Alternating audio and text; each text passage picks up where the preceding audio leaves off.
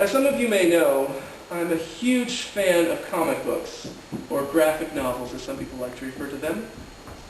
And one of my favorite comic books is the story of Peter Parker, or some of you may know him as Spider-Man.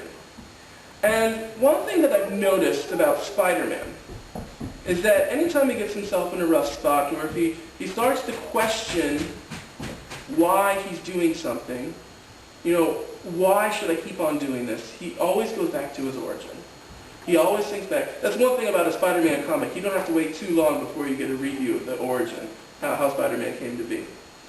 And so in his origin, what happened was, the first few weeks of him being Spider-Man, he went about trying to make money, trying to make the most out of his being Spider-Man and his superpowers, until one day at a wrestling event, he felt like he was gypped, and the place got robbed, and he said, "It's not my responsibility." That evening, his uncle was killed, and he remembered after that, with great power comes great responsibility.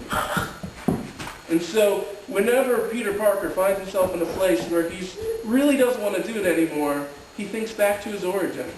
And that's part of what we're doing today. If you'll turn with me to Acts chapter 2, we're going to take a look back at the origin of the church, when it came together as a group. The book of Acts is the story of the apostles.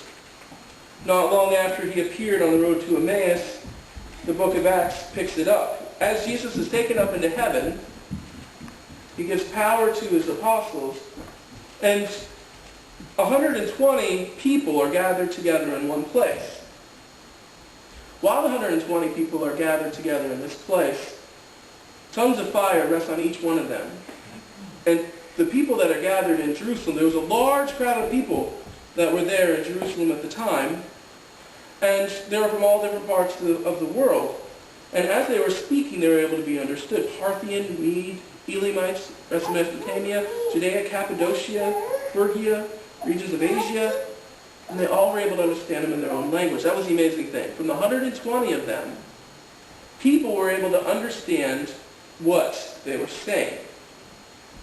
And so after hearing that, Peter took the opportunity to talk, took the opportunity to preach the first sermon we see in the book of Acts. Now today we're skipping over the first majority of the part of the sermon. We jump to the heart of it. We jump to the end. We jump to the origin, to our origin as a church. Peter stood up with the 11, raised his voice, and addressed the crowd. Fast forward. Peter, therefore, let all Israel be assured of this. God has made this Jesus, whom you crucified, both Lord and Christ. Let all Israel be assured of this. God has made this Jesus, whom you crucified, both Lord and Christ. The big thing about this is that